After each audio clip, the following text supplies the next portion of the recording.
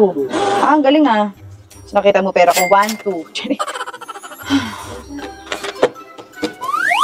Oh, stress ka ba sa trabaho? Stress tapos ka.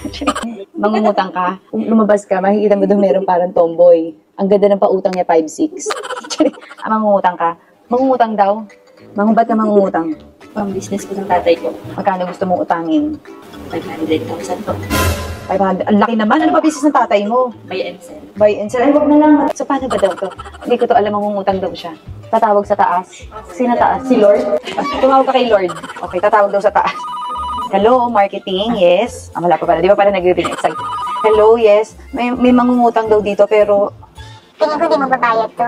Oo, nakakautang na po kayo. Saan po mag-aantay? Saan kayo mag-aantay? Sa bahay niya, text ko na lang ikaw. Saan daw mag-aantay? Ay, sa waiting shed na lang. So, upuan ka na lang po. Ang dami namang tanong.